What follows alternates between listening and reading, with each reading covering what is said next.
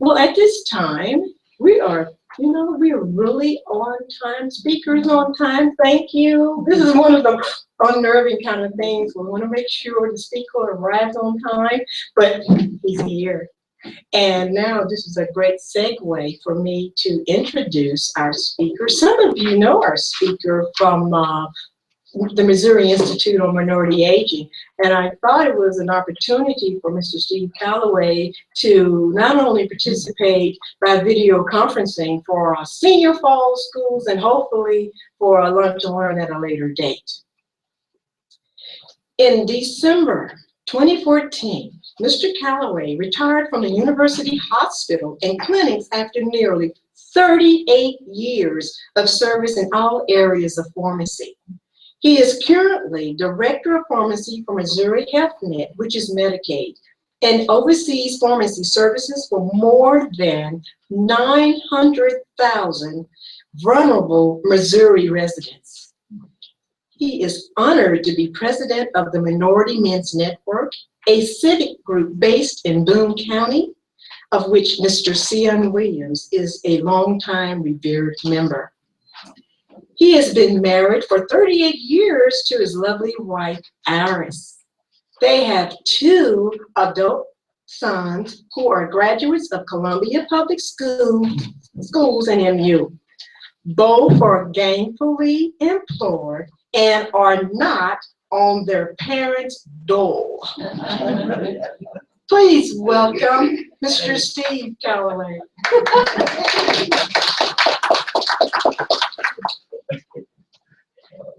Thank you, Ms. Jenkins. You did that really well. I appreciate that. So thanks for inviting me to be here. I'm going to try and make sure I've done some video things previously in the past, so I'm aware of folks who are participating and joining in remotely. So if it looks like I'm looking away from you folks here in Jeff City, it's going to be because I'm trying to connect with those folks there too. So thank you so much for being here. I appreciate the opportunity to talk to you about what I was asked to speak to you about, a topic called when the prescription is the problem. And I happened to do doing a little web searching. I realized also that particular topic is not original. There actually is a website or some web internet information out there that kind of delves into that topic and does it by asking and titling it exactly that, as when the prescription is the problem. So I'm excited to be here today and talk to you about this topic. My plan is to make sure that we have plenty of time so that you can ask your questions and so that we can make sure that the presentation is appropriate and helpful for you, because it's not about me, it's about you and what you need. So thanks a lot. We'll get started on this right away. So first of all, I like to talk to you about what my objectives are for the program today, and hopefully, my objectives will match up with your objectives for being here. Let me back up just a second too. I did not know about this. In terms of the Missouri Institute for Minority Aging, awesome. I love speaking to the group, and I had a wonderful time speaking to all these wonderful looking people here. But connecting to this network and the reach that you guys have in the different areas of the state, that's phenomenal. I am like totally impressed with that. And lots of wheels are kind of going through my mind in terms of things and being able to reach out to folks and actually not just reach folk, but reach folk, as in reach our people. Because that's kind of one of the things that different projects that I've been involved in, different organizations, is they say, well, we can't get to the minority people. We can't reach them. How do we get a hold of them?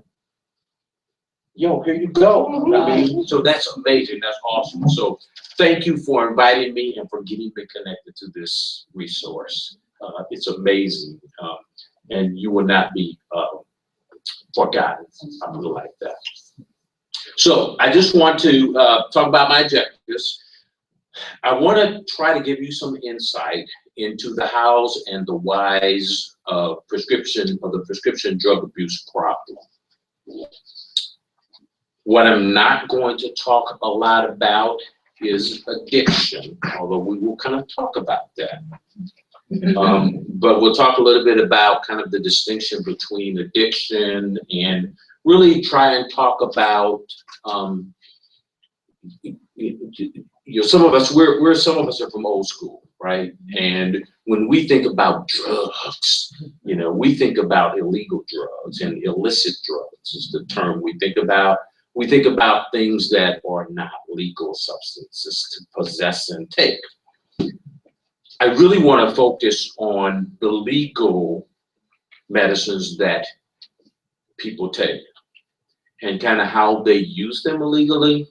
I'm not going to talk about, although I will mention heroin, because it's very relevant to our conversation. But I'm not going to talk so much about marijuana and ecstasy and all the different street drugs per se, because I don't think that's appropriate for this group, okay? The danger for you is really from prescription drugs. And that really is what's being termed an epidemic in our communities and in our country now, is the epidemic around prescription drugs and what people do with them. So I want to make sure I'm clear about how we're focusing on what we're going to talk about, okay? And I think that speaks to the topic of when the prescription is the problem, okay? So the how and why of prescription drug abuse. Secondly, talk a little bit about national and state statistics that relate to prescription drug abuse. Again, everything's local. And so while we might talk about a national problem and national issue, really all that serves is to just point out that we're getting the attention of folks on a national level, and that it's not just occurring here in our communities, but throughout the country. Thirdly, the federal and state government, again, in terms of feeling that there's a need to take action on this. We'll talk a little bit about what's happening to combat the problem. And then lastly, I always want to make sure that I focus on you and make sure that I give you something to take away from the presentation that I hope will help you, and that involves you and makes clear what your role is in helping to present this problem. Okay? Couple rules for me. I like interactiveness. So you don't have to wait to the end of the program to ask questions. I will try to keep it moving, but when you stop me and ask questions as we kind of go along, that kind of helps me be on task with what you want to know. Because if you have a question as we go and you ask it, that's what you want to know. Okay? So don't be shy. Don't be shy, remote sites. Don't be shy. I'll be looking for you. So don't be shy about questions and things that you might have. If it's something that I'm going to cover later, then we may just kind of defer on that. But that's where I'm going. So let's go. All right. So first of all, anything you got to talk about, what's the definition? So what is prescription drug abuse? Probably every one of those words is important, except maybe what. So prescription drug abuse is the use of a medication with or without a prescription in a way other than it's been prescribed, or if it's just being used for the experience or the feelings that people get from it. Okay. So what's important, number one, is that it is a prescription. And as we kind of go, let's kind of get to the next piece of this. Here are the key elements of that definition as I see it. First of all, we're talking about medicines that are legally prescribed for legitimate medical conditions. So I'm not talking about the prescription that the medicine that somebody went necessarily into the pharmacy and they robbed them and took it. Although I am kind of talking about those medicines that are available there and what people might do with it. So there is an element of people who are possessing the medication illegally. But many cases, the prescriptions, the medications have been legitimately and legally prescribed for a particular medical condition, okay? Secondly, typically the person abusing the medication may have obtained it legally. That kind of flows from that very first bullet point. They got it from the doctor. The doctor gave it to them. Thirdly, the person abusing the medication may be in possession legally, or at least they started out possessing it legally. I'll clarify what I mean by that. And then the last piece is that the user may or may not be addicted. So in general, when we talk about abusing a medication, if you just basically say someone taking a medicine and it's not the way they're supposed to take it, that's prescription drug abuse, okay? And the fact that it is a prescription medication, normally only available by prescription from a doctor or a licensed professional, that's also an important part of what we're talking about. Is that clear to everybody? Okay, that's important. Those are important points. Again, I'm not talking about weed, okay? I'm not talking about marijuana. I'm really not talking about heroin, but we'll bring that in. Because those are not things that in general you can get legally. Now, I'm gonna back up. We're not in Colorado, all right? So you can get marijuana in Colorado and a few other places too. So I'm not gonna talk about that, but those are drugs definitely that are used quite frequently. In fact, marijuana is probably the #1 drug that's abused. But I'm not talking about that. I'm not talking about that. I'm not talking about, you know, the stuff. I'm not talking about illegal drugs at all. Okay. All right. So what do we mean by abuse? So abuse. Abuse is a pattern of harmful use of any substance for mood-altering purposes. So that's really, that can be anything. That's not just for drugs, that's also for cigarettes as an example. You know, tobacco, someone who's abusing tobacco for other than a medicinal purpose. Or the second part of this is that it's the use of a medication for purposes other than those for which it's indicated, or in a manner or in quantity other than directed. So really technically, if someone is supposed to take a medication 1 time a day and they take it 2 times a day or 3 times a day, that's technically prescription drug abuse, okay? Because you're taking it in a manner other than it was prescribed, okay? Now, carry that over to the things that people sometimes do because they are abusing a medication for the effect that it gets. And so then that you have the continuum of what abuse means when we're talking about prescription drug abuse in particular. Okay. All right, we okay so far? Okay. Okay. So what are the prescription drugs that are most frequently abused, and in particular, which ones am I talking about when I'm in our talk today? So first, I want to talk about the opiate pain relievers. So the word opiate comes from opium, all right? So opium it's a plant, and it provides a very powerful painkiller. Opium itself is a very powerful painkiller. Well, most of the time, you hear about people, I'm taking opium. But when you take a powerful painkiller, most of the painkillers we have are derived from opium, ultimately. Now, the opium plant's nowhere around, but we call them opiates because they have properties similar to opium in that they relieve pain. Some examples of those that you maybe have heard are oxycodone, sometimes also called OxyContin, morphine, Dilaudid, fentanyl, Vicodin. These are medicines that prescription-wise are the most controlled medicines. If someone gets a prescription for these, you generally can get 1 prescription at a time. You generally can't get more than 30 days at a time. And it's very, very, very controlled. It has to be written exactly right by the doctor. And if it's not, the pharmacist cannot fill it. Okay. But these are what we call Schedule IIs. These medicines they're very controlled because they have the highest potential for abuse. Okay.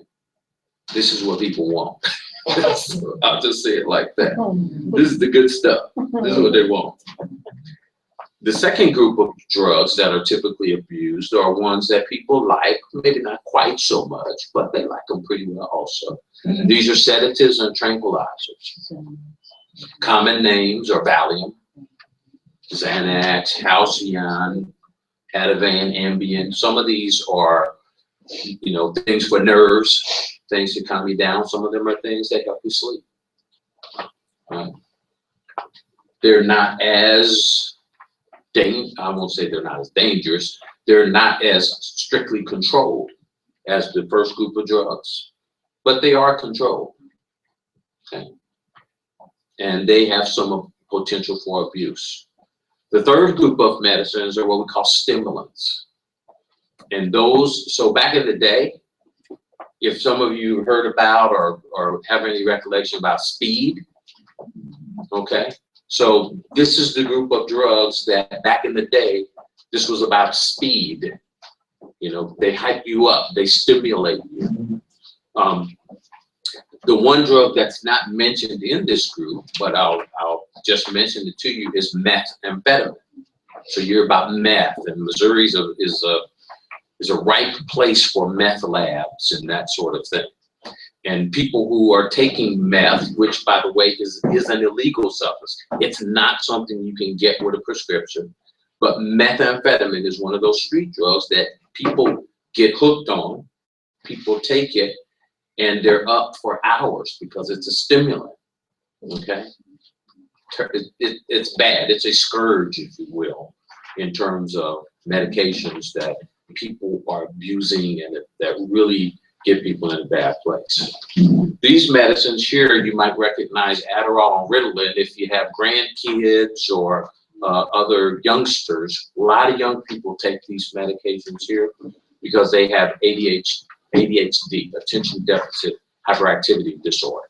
So the kids that are hyperactive, the kids that maybe have behavior problems or maybe have problems with cognition and understanding and learning, perhaps they might be taking these medications. I'm not going to get into my necessarily personal feelings about that, but I will say to you overall, my feeling about medication, and I'll express this later on, my feeling about medication is we should only take medicine if we really, really need it. And I think that goes for kids too. The other part of this stimulant piece in terms of drug abuse around that is that we have a lot of college kids who abuse these types of medications, stimulants. And you hear about college kids, probably any college campus that you're on, college kids know of a source where they can get these medicines. And they may think and often use them if they have a test coming up because they need to study and all this other kind of stuff. So, yes, you had a question? Comment? Yes? I have a 10-year-old nephew. He's on Ritalin. I don't approve, but he's my nephew. So my thought is there an alternative? Because he takes it during school hours. On weekends, he doesn't take it. It seems normal to me. So the question and comment that was asked was that someone has a 10-year-old grandson, 10-year-old youngster that is taking Ritalin, is taking one of these stimulant medications. And the question was around, what's up with that? Is that a good thing to do, not good? What's the commentary on that? Again, I told you I wasn't going to get into my feelings about it. However, in line with believing that we should only be taking medications if we really need them, what I hope has happened with the young person being on Ritalin is that he's been diagnosed as having really attention deficit disorder, that other things have been tried, including behavioral types of therapies and things to help them. Part of the problem that we see with young people now is impulse control, okay? And these particular medicines, even though they're stimulants, they have the reverse effect in children in that they supposedly help them focus. And so when kids, and adults for that matter, don't have good impulse control, one of the ways of thinking about what's wrong is that they're all over the place, that they can't focus. And so these particular medicines are supposed to help them focus. So you can make an argument that he's taking it during school, he's not taking it on the weekend. Now, what's different about that? He's not in school on the weekend. But would he need to not focus as much or direct his behavior on the weekend as he does during school? I would probably argue that my simple take on it is that we see way too many of these stimulants prescribed for kids, and it's a convenience for school. In other words, school, and there are other medicines too that are not stimulants, but they're medicines that are intended to control kids' behavior. Now, what else has been tried? I've always asked that question. And so is it all the kid, or are there some other things that the teachers and the school could use that might be more effective in helping to manage the behavior? So the short answer is I would probably investigate that a little more. There's absolutely nothing wrong with not wanting your kid to be on a stimulant medication or any kind of behavior medication. Now that said, some kids need that. Some kids need that, but we just need to make sure that nothing else will help, that nothing else will work, and that the medicine also is doing what we want it to do, and that they're not having side effects from it. Does that make sense? Mm-hmm. That's a great question. Okay. Thank you. Yeah. So now, so probably most kids in school, kids 10 years old, are probably not abusing the medication. So that's a good thing. They're probably not abusing it. But what winds up happening later, as I said, when kids get older, part of what you have to kind of watch out for is kids can sell that medication. So the fact that kids don't always need it, when kids get older, they understand that they don't always need it, but they may continue to get that prescription from their doctor for, let's say, a 30-day supply. And so they have little extra doses that they can use for other stuff.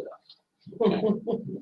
So anyway, one of the problems, and I have some information here for you, is from a group called ACT that's actually located here in Jeff City. And one of the things that they have been doing, and that's one of the efforts around prescription drug abuse, is aimed at trying to prevent our kids from getting a hold of this stuff. Because some of the data that I'll show you says that between the ages of 12 and 17, there's a lot of prescription drug abuse going on. You'd be surprised at maybe how much there is going on. So, and there's reasons for that, which we'll talk about. So these are the prescription drugs that are most frequently abused. Notice I didn't talk about heroin. I'm not talking about marijuana. I'm not talking about alcohol, for that matter. I'm not talking about tobacco. Those are all substances that are abused. We're talking about prescription drugs. Okay. Okay.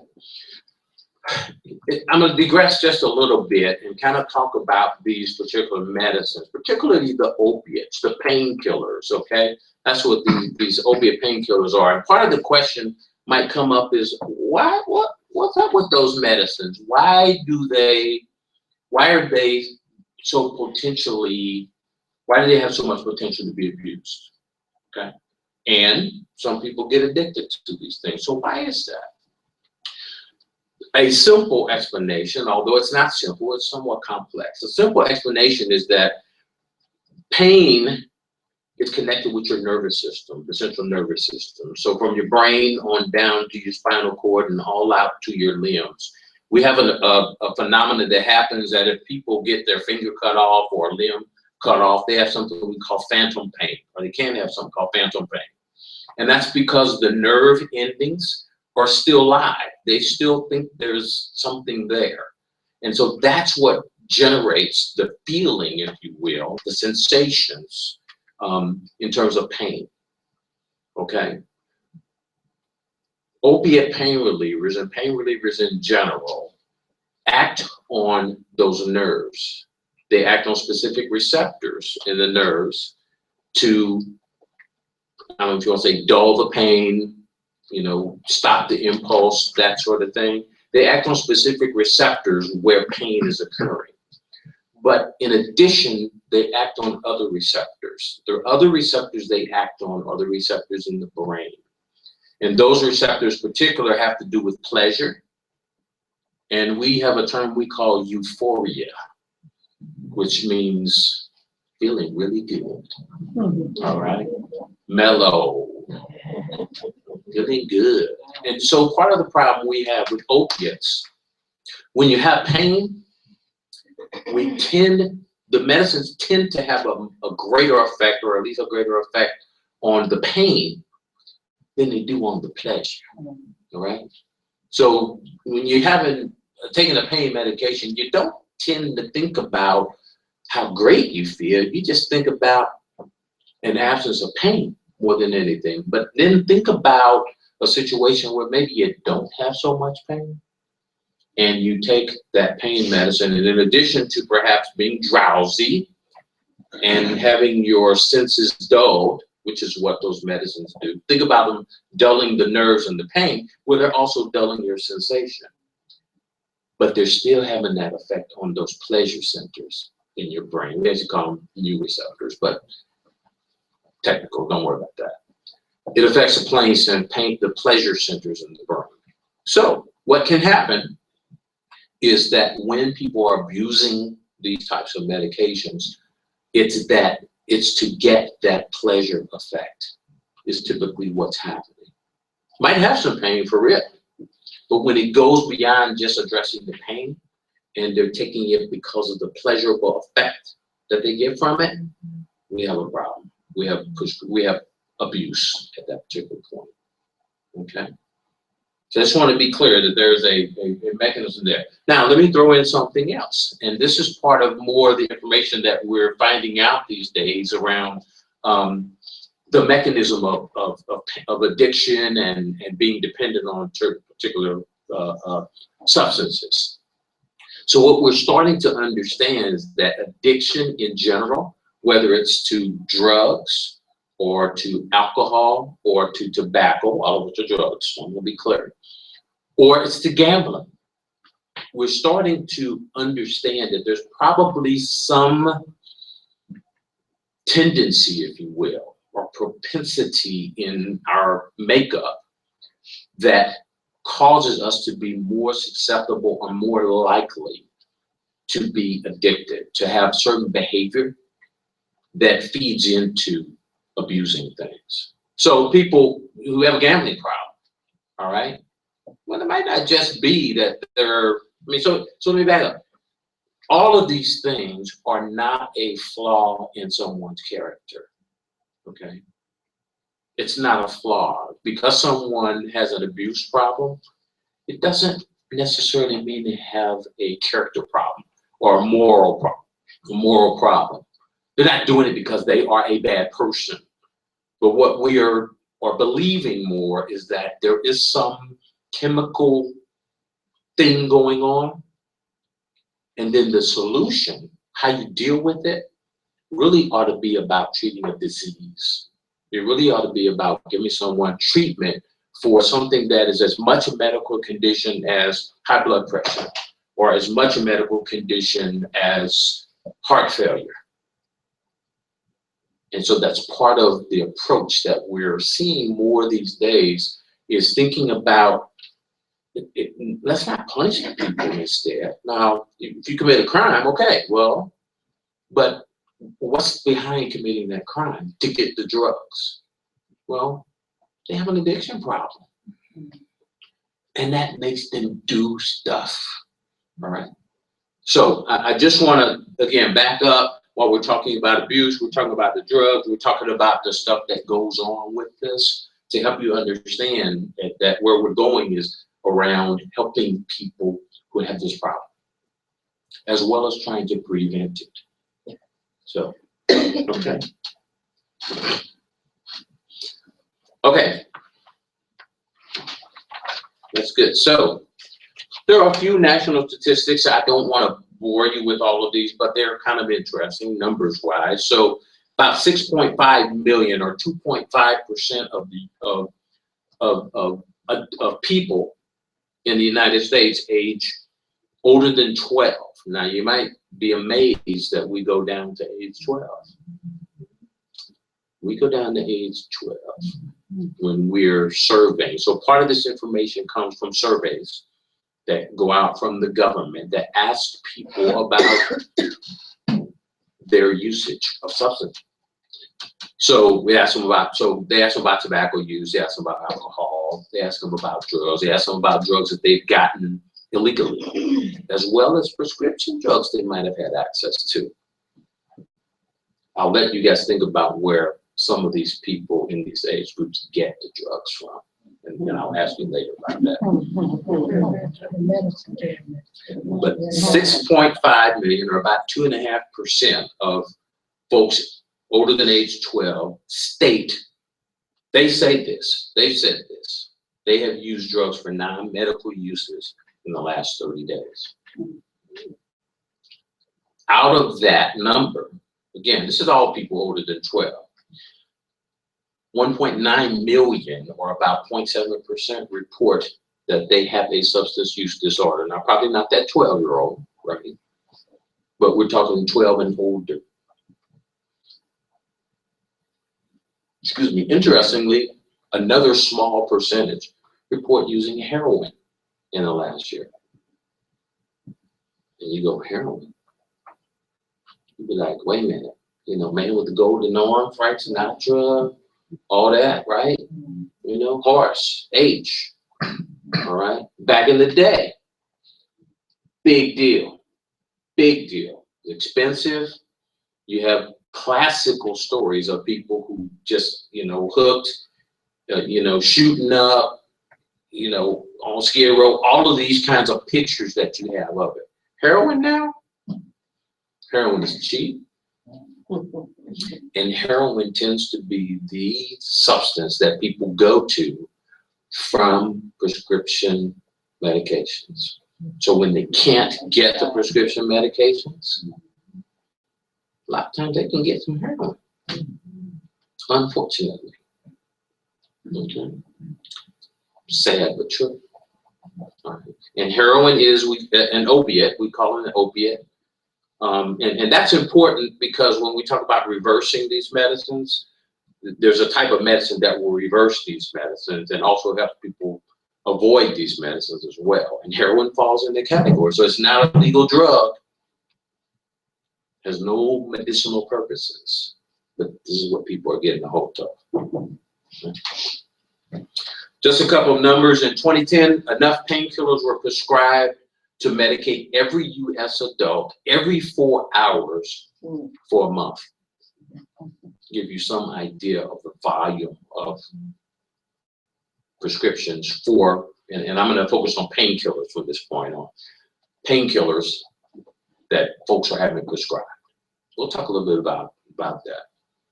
Staggering numbers. More numbers. In general, men abuse prescription medicines more than women, except in the 12 to 17 age group. The ladies get that. They do more of that. I don't know why. Over 28% of 12th graders, again, this is the survey, they say they have abused prescription drugs in the previous 12 months. All right, sometimes you hear about teenagers and high schoolers having a party and they have a little bowl that they put all the pills and stuff in, and you hear about folks going to take a handful. Extremely dangerous. And it's time now for you to answer the question of where do you think they got that from? Where they get them from? Their parents. Medicine cabinet at home. Yep, from the parents, from the medicine cabinet. Exactly right. Grandparents, parents. You get them from people's medicine cabinets. You know, if you have a housekeeper, somebody comes to your house, or people just visiting, a lot of people still keep medicine in their bathroom. How many times people, you know, how many people have you had used the restroom in your home when they just visited you? And you better be sure as folks go through your medicine cabinet. Because they nosy. Okay? Yeah, they nosy. Prescription drug abuse rates are highest for age 18 to 25, but the rates are also increasing for folks over 50 as well. Okay. All right, so what are the consequences of prescription drug abuse? The big deal that folks are concerned about in the United States is drug overdose and death. All right, so that has gotten the government's attention. It is federal government, it's gotten states government's attention. It's got nonprofit organizations concerned, but prescription drug overdose.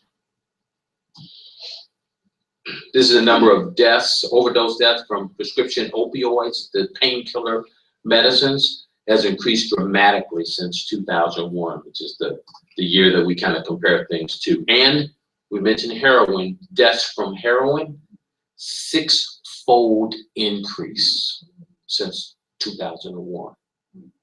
Okay. Just a little bit about what the issue is. And the cost of this is estimated at over $70 billion dollars. And it comes from lost productivity. It comes from the criminal justice system getting involved in this. It comes from people dying. Okay, it's a big deal. It's been estimated that about 1 in 15 people who take non-prescription medications, painkillers specifically, will try heroin within 10 years. Okay. To bring it down, the numbers say that about 44 people die every day from prescription painkillers, from an overdose from those medicines. Okay, here's Missouri. We're seventh in the nation. We estimate 17 drug overdose deaths per 100,000 population. My Medicaid population, I have 900,000 people in 950,000 people, so in my population. If I had 1 million, that's 17 times 10. That's 170 people dying every year, just in my population, if that matches up the general population. 170 people that are my Medicaid participants who die every year from overdose. Hospitalizations have increased. There was just a recent publication from the Missouri Hospital Association pointing that out. The highest rates tend to be in metropolitan areas, so St. Louis and Kansas City may have higher actual numbers, but the fact is the rates are increasing the fastest in rural areas. Okay, rural areas. And in Missouri, to our distinction, is the only state that does not have what is called a prescription drug monitoring program. And that just means it's a system that states have that when a prescription is filled, that prescription goes into a database so that database is available to other providers, whether physicians or who actually write the prescription, and pharmacies who fill in the prescriptions, so that they will know, regardless of if you have insurance or not, if you pay cash for it, because that's what happens. People have like insurance, private insurance, and the insurance, the insurance tells you how early you can get stuff, right? So people who get prescriptions fraudulently and they go and try and fill them, they don't like a prescription drug monitoring system, because that will tell whoever's the next on the line that there's been something filled and tells them not to fill it. Missouri doesn't have that system at all. Yeah, no, don't be proud. Don't be proud. Is Yes. there discussion to possibly implement something like that? Yes. So we have had laws have been proposed. That law has been proposed several years in a row. The reason in Missouri that is not passed is political, but it specifically has been around privacy issues. So look at our legislators. They're conservative. I say that like mildly, because they're like very conservative. And they have these issues around privacy. They have these concerns that, well, I don't want nobody looking at my stuff. I don't want nobody knowing what up and all this. Well, what's best for the public good? Okay. And so, yes, we've had political opposition to that passing. The will is there. There are lots of groups in the state that are really interested in that passing. It just hasn't happened yet. It'll be up probably again this year. Are you talking just about narcotics or any meds? It would be for narcotics. Okay. It would be for controlled I went to get substances. my medicine refilled.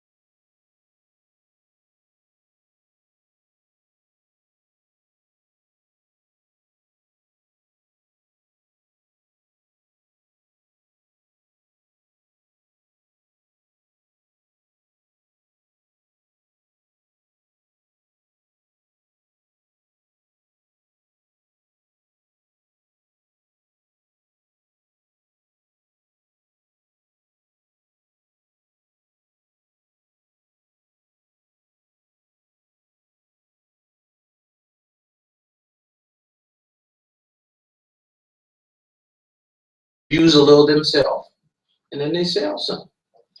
How can you get a feel without a prescription? No, you can't.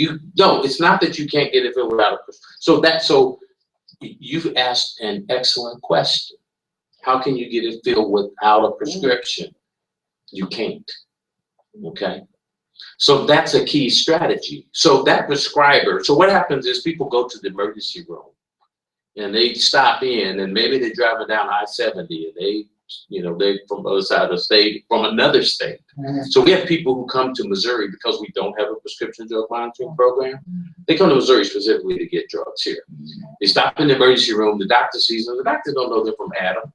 He diagnosed them, and perhaps they fake some pain or something like that. And if the prescribers are not careful, they will give that person a prescription.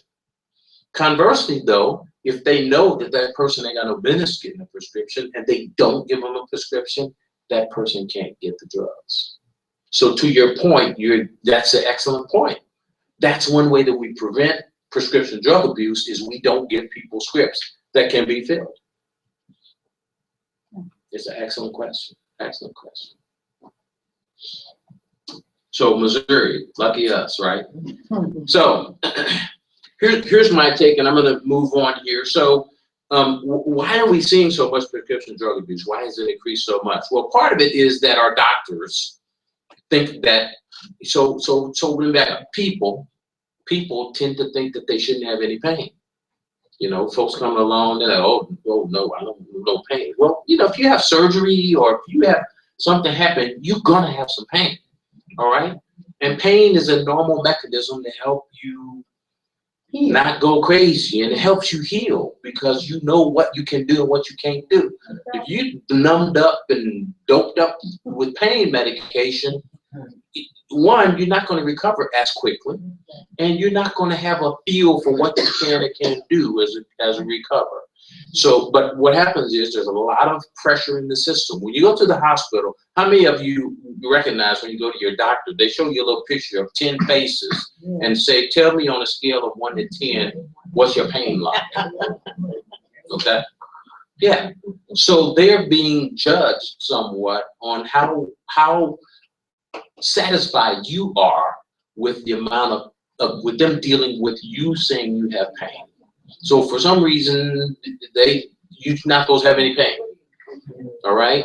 And if you say, well, you know, on a scale of 1 to 10, I got 6 pain. Well, dang, I fell in the parking lot on the way coming in. That's why I'm hurting, right? It's not necessarily a chronic medical condition. So what I would say is that we have pain, there are painful conditions. I get that. And these pain medications help. There are appropriate uses for it, but we're at a place in medicine where we tend to write too many prescriptions. People who have leg, you know, hip surgery and knee surgery. The doctors are on autopilot sometimes when you go to the doctor, and every time you go, they ask you about your pain and give you a prescription whether you kind of need it or not.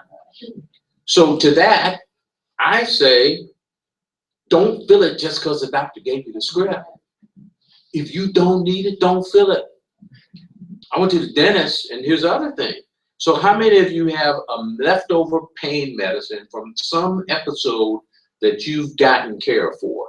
How many of you have leftover pain medicine in your cabinet? I do. I do. So we tend not to throw that out. We tend to think, you know, I got some happened that I might need to take that for. That's technically prescription drug abuse. If you're taking it for something that wasn't prescribed for that. Technically. Doesn't expire at some, it's not gonna be expected. Sure. But you Yeah. can take like old meds, Mhm. police station. I take old meds. Yes, and there's prescription take back, which I've got a little bit of information on that. But the federal government has changed some things around the prescription take back, and so you might have trouble finding a take back program here.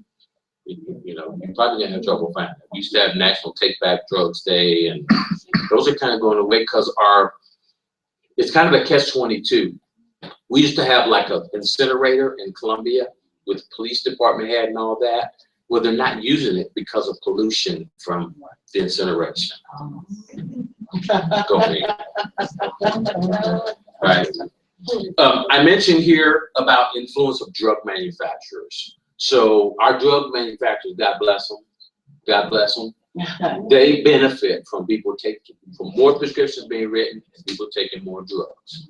So their incentive is for people to take more drugs. And so what do you see? They advertise on TV. So that's how they get people to take more drugs and increase their use and increase their profits. Don't play into that. And then the other thing is that in surveys of youth, they found that youth, young people, and probably people in general, don't realize that prescription drugs are dangerous. And they have this thinking that compared to illegal drugs, prescription drugs are safe, that they're okay. Well, they must be fine because the doctor prescribes them, right? People who are sick take them, right? Well, yes, people who are sick take them, not people who are well. Shouldn't be. So we have these attitudes, kids have these attitudes. It's been proven that that's a problem. We hope that we get wisdom. We hope we get that. So what's happening? Federal level, there are lots of things going on. You know, you hear about the things that they're doing to disrupt drug trafficking and production of illegal stuff. They want to try and break the drug use cycle.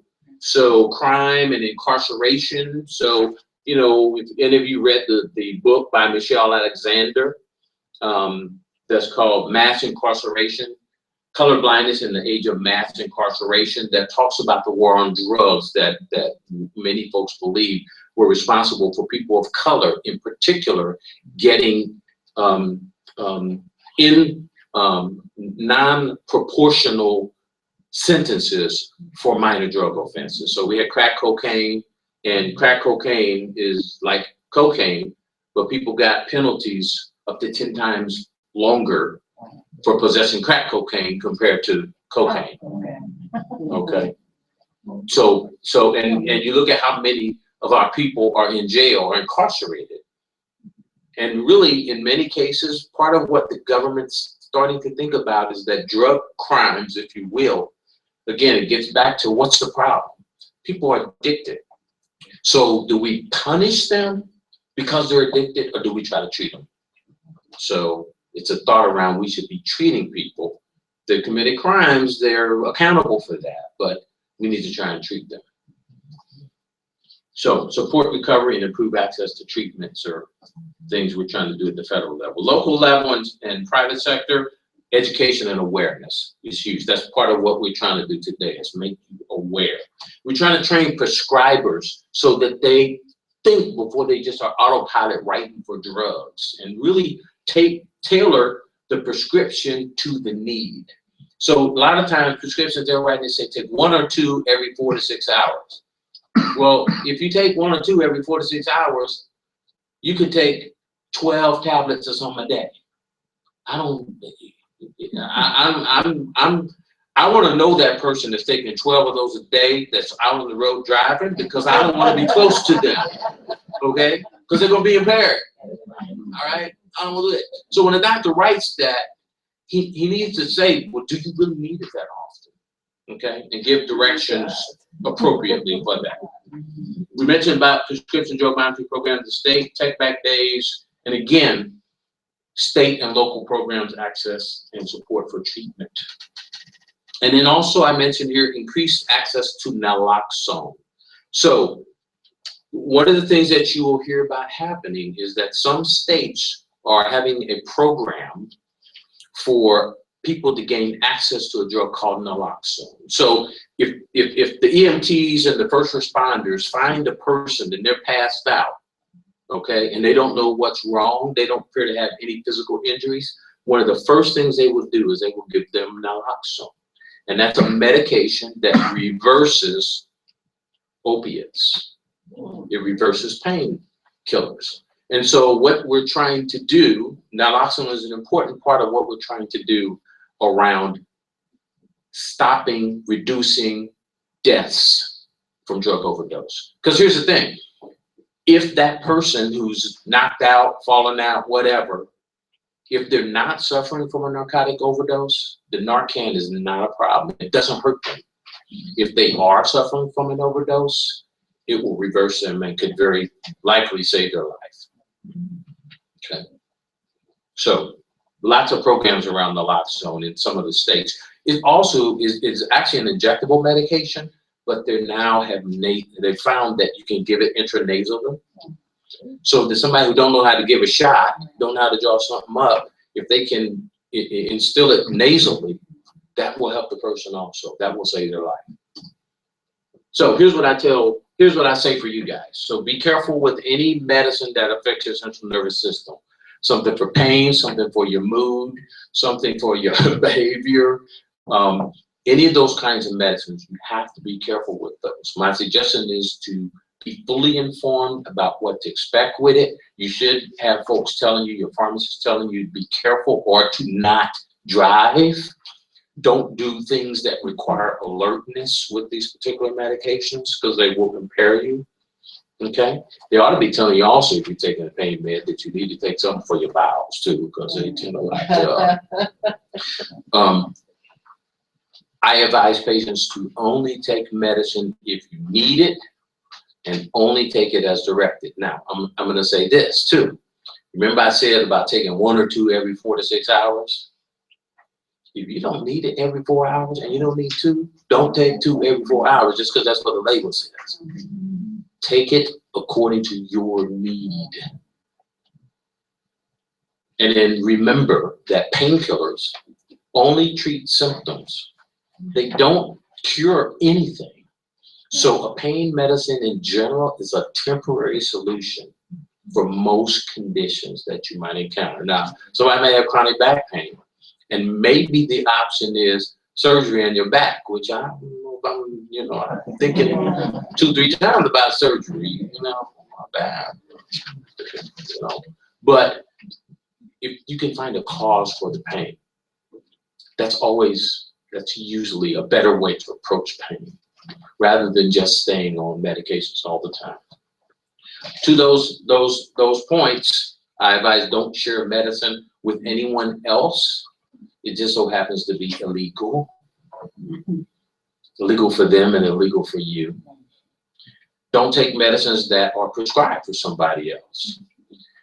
Any leftover medicines you have, you should discard them in a take-back program. Or the other thing to help make sure folks don't get a hold of is one of the things we tell people to do is take your medicine, dump them into a baggie of some sort, put coffee grounds in there, okay? And wet that up so that the tablets and the pills and things start to dissolve, and the coffee grounds will help render it harmless. I don't drink coffee. Let's see, what could we put in there? Maybe some kitty litter or something like that. Kitty litter would be okay too. I got cat. Toilet. You know, so my only problem, so that's an authorized federal way to dispose of narcotics. But my problem is it goes into the water system. That's my problem with that. I'm not quite so friendly with advising that. I don't like that so much. Yes, sir. I left my prescription. I had finished taking it. I left it in the doctor's office. They told me to come back and get it. Mm-hmm. Yep. So the point to that is that the rules in the state of Missouri and probably everywhere say that once you fill a prescription, that is your property. It belongs to you. And in fact, if you go to a hospital, they might, hold those medicines for you, but when you leave, they're supposed to give them back to you. No one else is supposed to be in possession of your drugs. But also from a property standpoint, it's yours. It's yours completely. So yes, that's an excellent point that you mentioned. You in possession of your medicine is your property, okay? So I like to advise people when you get a new medicine, do you really need it? That's for any medicines in general. Again, if you think of a painkiller, the doctor wants you to write your script for painkiller, you go, well, man, I got some of that at home. Is this, here's what I got at home. Is this the same? Because if he writes you a script, you got some at home, and they haven't told you what to do with what you got at home, and you take both of them, bad, you could be harmed. I do suggest asking about non-medication therapies. Okay, is there something you can maybe do? Exercise is a great thing. Is there something you could do that doesn't involve medication that might be helpful? Always taking fewer medications is a good thing. And then I mentioned here securely storing your medications in your home. We talked about, keeping them in a secure place, not necessarily in your bathroom. I don't like bathrooms because bathrooms get humidity and heat, and that's not good for drugs. But, you can keep them in your kitchen and folks in your house, folks that go in your stuff. And sometimes people go looking for your stuff, okay? Because they're trying to get the good stuff. So be aware of that, particularly kids who are visiting. This is one I've used in a previous presentation about who's responsible for safe medication use, which is really where I'm going. And that is really all I have for you. I wanted to stop. We're at our time and give you a chance to ask questions and Let's go to remote site. all of that. Let's go to Carruthersville. Do you have any questions? No, we don't have, and no question. Everything was so explicit and very informative because there were some things that we didn't know about. But no, we got an understanding. He was clear and he spoke slowly that we could grasp it, and we appreciate that. Okay, great, thank you. Sykeston. Sykeston. Any questions from Sykeston? Going once, twice? Okay, we'll get the mic to work then. Any questions? No. We don't have any questions. Okay. No questions. Very good session. All right. Very good, thank you. One more remote site. Let's go to St. Louis. Any questions? I wanted to know about Pick up. I want to know about how long you can keep medication, Okay, pain pills, I mean. great question. I get asked this question probably about medicines in general. The question is, how long can you keep medications? And perhaps that's painkillers, but I'm going to kind of address that in terms of any medication. So medications, when they come from the manufacturer, the drug company, if you will, puts an expiration date on the bottle that goes to the pharmacy. And so that bottle is sealed, and the expiration date that's stamped on there refers to that sealed bottle that has not been opened. Okay? So think about what happens after that. If the bottle contains 100 tablets and they pour out 50 of them for you, well, one, the bottle's open, and then any product starts to deteriorate, and it will deteriorate faster and expire, if you will, sooner than the date that was given from the manufacturer.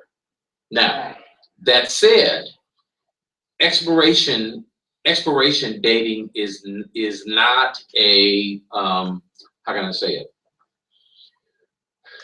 It's not a hard and fast number. In other words, let's say the bottle is stamped and says expiration is December 30th, 2015. So the question would be, does that mean that on December 30th, the medicine is good, but January 1st of 2016, it's no good? Okay? And your brain will tell you that don't make no sense. Okay? It really doesn't. Now, that said, maybe you could think about best used by. Okay? Maybe you think about that. Here's my rule. Prescriptions are good for 1 year. And unless you know something about that medication that tells you it's good, that the medicine is good for longer than that, then I think you should discard that medicine if it's been a year from the date on the bottle. That's my rule. Now, hang with me, mother, because here's a story. You heard me say, I have expired drugs in my cabinet at home. I do. So do as I say, don't do as I do. You've heard that and said that before. You know it. You know, in general, expired medication will not harm you in general. The problem is it may not do what you need it to do. And if you're taking a medicine for a critical chronic condition, like say you have seizures, all right? You don't want your medicine to not be working if you have seizures, right? You don't want medicine for that you depend on to do its job and do it right. You don't want that medicine to not be potent and do it. Now, if I got a little headache and I'm taking Tylenol, the question is, how much Tylenol do I need to take for my headache? And if it's like a little old and might not be as strong, and when you say it's not as strong, if it's supposed to be 100, does that mean it's maybe 90, 95 in potency? I don't know. So headache ain't that big a deal for me, all right? But if I have diabetes, or if I have high blood pressure, or if I have heart failure, or some of those kinds of things, I'm gonna make sure my medicine is good, okay? So, does that help? Does that help? Any other questions from St. Louis? That was a good question. That's one more question. Uh-huh. You're talking about discarding medication. So if you put cough around in it, then how do you discard it? What is cough around doing? It dissolves it. Yeah. Medication to coffee grounds. Right. Yes, And so then if I find it, then how do you discard it after you put cough around in it? put it in the trash. Throw it in the trash. Just put it in the trash, right? Yeah, so the question was, if you choose the disposal mechanism of putting a medication, maybe putting it in coffee grounds or kitty litter, and you put it in a bag and that sort of thing, then what do you do with it? And so put it in the trash. Just put it in the trash. Yeah. Just put it in the trash. And the other thing too to remember too is that you might have a pet or something as well. So it's not just about kids. You might have a pet that you don't want that pet getting into the medicine that you might have as well. So it's about being safe, not just for peoples, but maybe for pets also.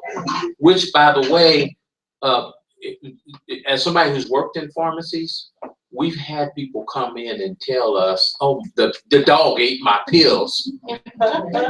Now, these were people I didn't believe when they told me that story, but you told me they ate it. So, you know, I got to tell you what to do to be safe and counteract that. So, all good. All right, does that help, St. Louis? All right, thank you. I was just going to say the next National Take Back Day is April 30th in 2016, and when it comes out, we'll make sure everyone gets the information so they can take their medicines to the law enforcement agencies that are going to be involved. Great news. All right. Get your money back, is that? Hello? Yes. Hello? Sorry, can you please repeat that date? Did you say April the 30th? Yes, April 30th, 2016. Thank you. All right. Thank you. Jefferson City, you have any questions? Perhaps one day, when you return, you could talk about supplements and other things. I know today's focus was prescription, but that would be helpful. Okay. And holistic. Popular topic, yes. Some of And the why stuff. drugs don't make you gain weight. No matter what I take, I look on look it up on my phone or something, first thing, weight gain. And constipation. All of them, no matter what you take. Yeah. Yeah, I think that the take-home message of that, I'm a firm believer that there's not a medicine that exists that doesn't have some side effect. Okay, I don't care what they tell you. And there's just medicines that have fewer side effects versus medicines that have more side effects. So why has it gotta be weight gain? Some do cause weight loss. Some Really? it's just Diuretics, yeah. Thanks very much. You guys have been a great group. Are there any more questions from Jefferson City? If not, please join me in a round of applause. Thank you. All right.